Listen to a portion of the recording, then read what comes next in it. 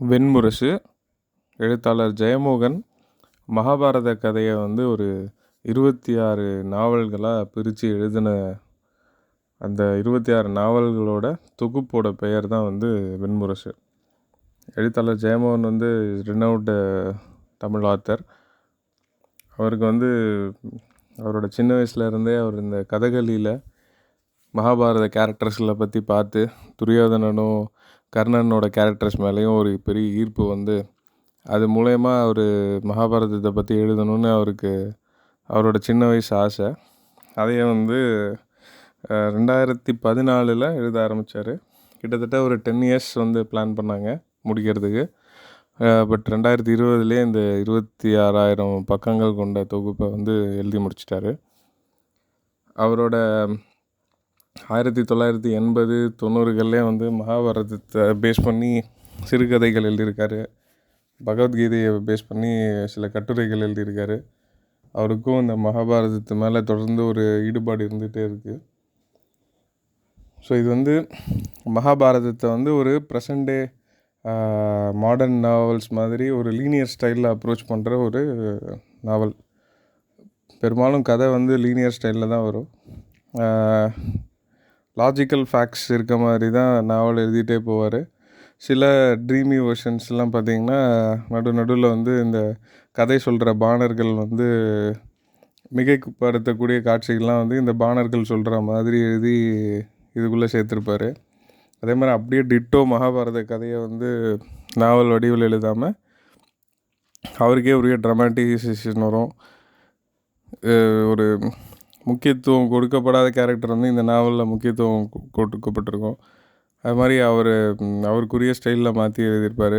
Example பார்த்திங்கன்னா விசித்திர வீரியன் வந்து பாண்டுவோட அண்ணன் வந்து மகாபாரதத்தில் ஒரு சின்ன கேரக்டர், அதிகம் பேசப்படாத ஒரு கேரக்டர். ஆனால் முதற்கனலில் அவர் அதை பற்றி விசித்திர வீரியனை பற்றி நிறைய விவரித்து எழுதியிருப்பார். இது முதற்கனல் ஜனமே ஜெயனோட ஒரு சப்த யக்னத்தில் ஆரம்பிக்கிற கதை. கடைசியாக இதோட 26வது தொகுப்பு வந்து யூட்ஸு வந்து அரியணை ஏறுற வரைக்கும் இந்த கதை வந்து நீளுது. இதுதான் வந்து இந்த வெண்முரசு நாவல் தொகுப்புகளோட ஒரு சின்ன அவுட்லைன். முதற்கனல் அத்தியாயம் 1. நம்ம வெண்முரசு நாவல் தொகுப்பில் முதல் நாவல் வந்து இந்த முதற்கனல். ஜெயமோகன் சார் வந்து எல்லாருடைய நாவல் தொகுப்புகளையும் பெரும் பகுதியாக பிரிச்சிருக்காரு. பகுதிகளில் வந்து சிறு சிறு அத்தியாயமாக பிரிச்சிருக்காரு. இந்த முதற்கனல் வந்து பார்த்திங்கன்னா 10 பெரும் பகுதிகளாக பிரிக்கப்பட்டிருக்கு. அது உள்ளார இருக்க டிவிஷன்ஸ் வந்து பார்த்திங்கன்னா 50 அத்தியாயங்களாக பிரிச்சிருக்காரு. இந்த மகாபாரதமே வந்து பார்த்திங்கன்னா நிறைய ஒரு தர்ம சங்கடங்களின் குவியல் அப்படின்னு சொல்லலாம்.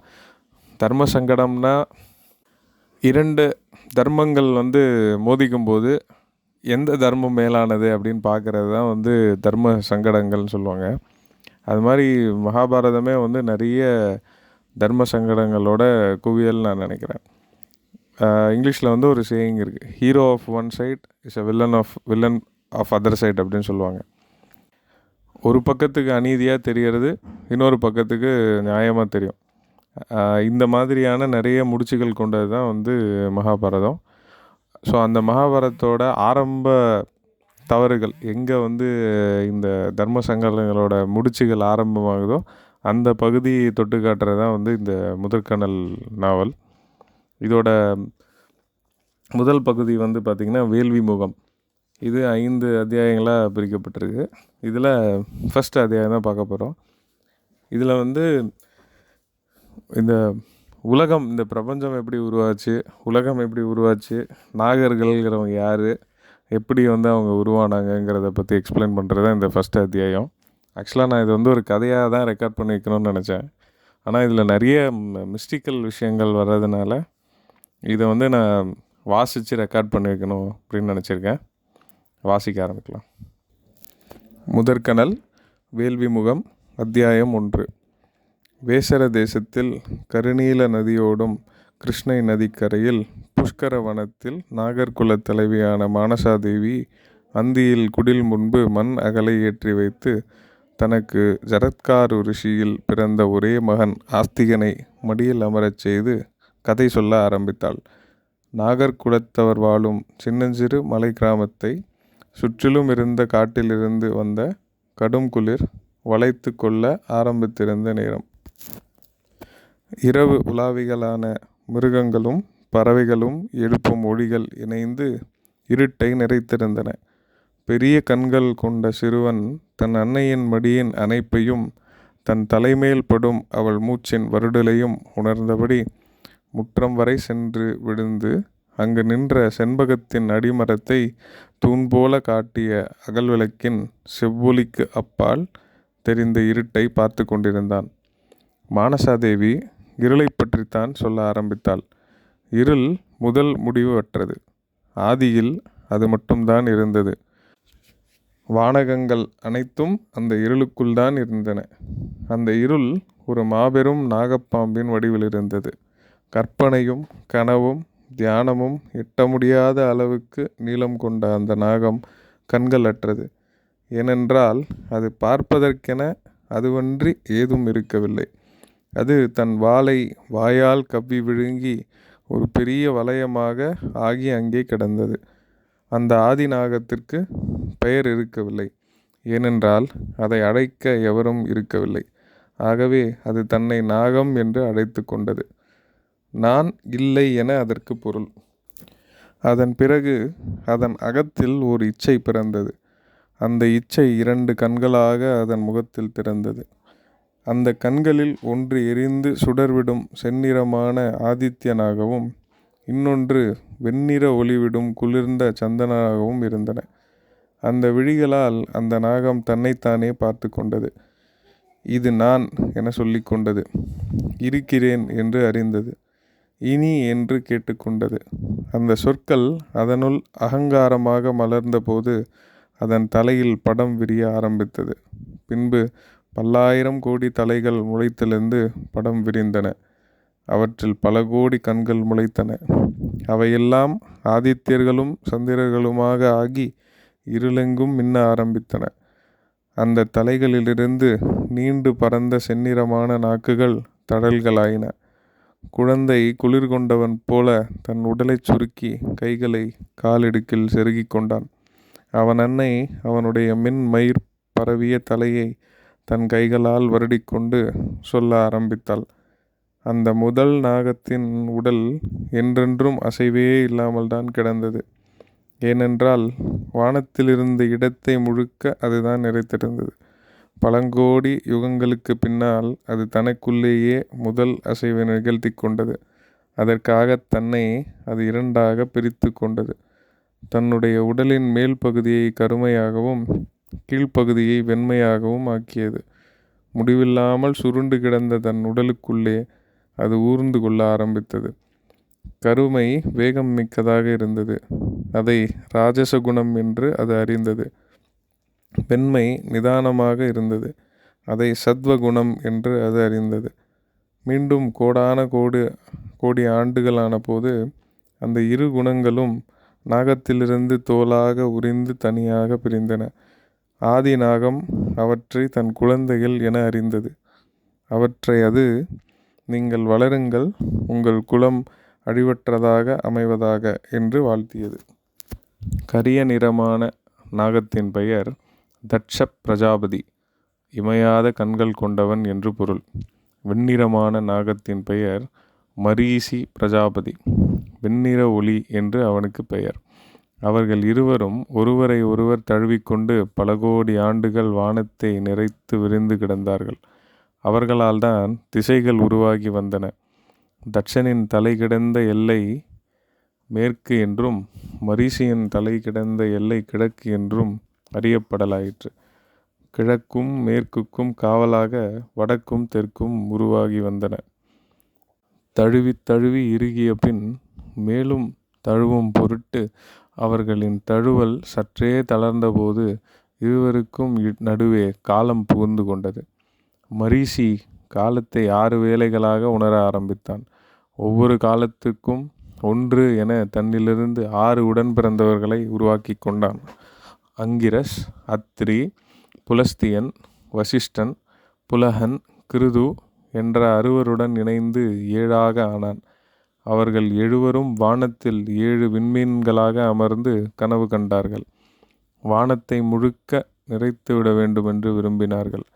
அவர்களின் விருப்பம் கோடான கோடி ஆண்டுகளாக நீடித்து தியானமாகி தவமாகி முதிர்ந்தபோது அது வீரணி என்ற ஒளிமிக்க வெண்ணிற நாகமாக ஆகியது. அவளை அவர்கள் அசிக்னி என்று பெயர் சூட்டி மகளாக வளர்த்தனர். அவள் வளர்ந்ததும் அவளை தட்ச பிரஜாபதிக்கு மணம் செய்து கொடுத்தனர். விண்ணிலும் மண்ணிலும் விரிந்துள்ள அனைத்தும் தட்சனுக்கும் அசிக்னிக்கும் பிறந்தவையே என்றாள் மானசாதேவி. முடிவில்லாத காமமே தட்ச பிரஜாபதி. அசிக்னியோ முடிவில்லாத வளம். கொல் என்ற இச்சையே தட்சன். அலி என்ற இச்சையே அசிக்னி. எழுவதன் வீரியமே தட்சன். விரிவதன் வல்லமையே அசிக்னி. அவர்களிலிருந்துதான் தேவகுலங்கள் அனைத்தனும் பிறந்தன. அசுரகணங்கள் பிறந்தன. நடுவே மனிதர்களும் மிருகங்களும் பறவைகளும் புழு பூச்சிகளும் தாவரங்களும் பிறந்தன. அவர்கள் வாழ்வதற்காக 7 விண்ணகங்களும் 7 பாதாளங்களும் உருவாகி வந்தன. தட்ச பிரஜாபதிக்கு பிறந்த 60 மகள்களில் ஒருத்தியின் பெயர் கத்ரு. அவளை மரீசியின் மைந்தனான கஸ்யபன் மணம் புரிந்து கொண்டான். அவள்தான் நாகர்குலத்தின் ஆதி எண்ணெய் என்றாள் மானசாதேவி. கத்ரு 14 மடிப்புகளாக சுருண்டு அனைத்து உலகங்களையும் வளைத்து கிடந்தாள். அவளுடைய தலை 7ஆம் விண்ணிலும் வால்நுனி 7ஆம் பாதாளத்திலும் இருந்தன. அவளுடைய கரிய உடலெங்கும் கோடான கோடி விண்மீன்கள் மின்னிக் கொண்டிருந்தன. அவளுடைய கண்கள் 2 செந்நிற ஆதித்யர்களாக கிழக்கிலும் மேற்கிலுமாக சுடர்விட்டன. அவளுடைய பிளவுண்ட செந்நாக்கு கோடான கோடி யோசனை தொலைவுள்ள நெருப்பு ஆறாக வானில் பெருக்கெடுத்து அலைபாய்ந்தது.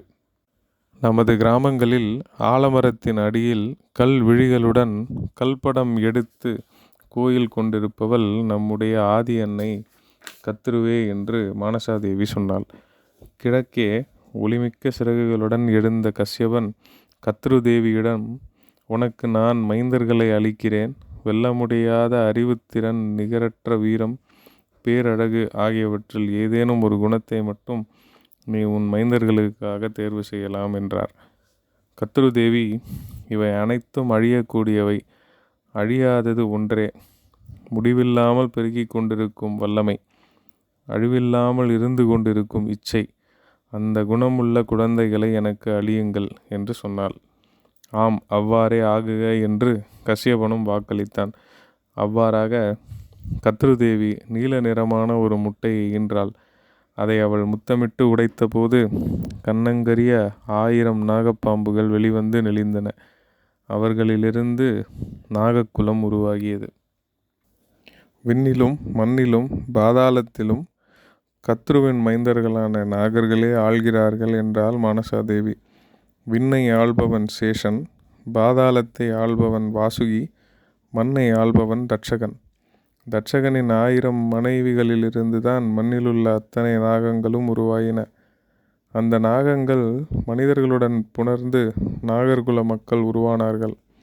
பாரத வருஷத்தின் எல்லா மூலை முடுக்குகளிலும் நாகர்கள் பெருகி நிறைந்தனர். குன்றாத பிறப்பு வீரியமே அவர்களின் வல்லமையாக இருந்தது. தட்சகனின் குலத்தில் வந்த காலகனின் மகளாகிய என் பெயர் மானசாதேவி. எனக்கு ஜகல்கௌரி, சித்தயோகினி, நாகபாகினி என்றெல்லாம் பெயருண்டு. இளமையிலேயே நான் காட்டுக்கு சென்று சிவனை எண்ணி கடுந்தவம் செய்தேன். நாகப்படம் சூடிய சிவன் தோன்றி, உனக்கு என்ன வரம் தேவை என்றான்.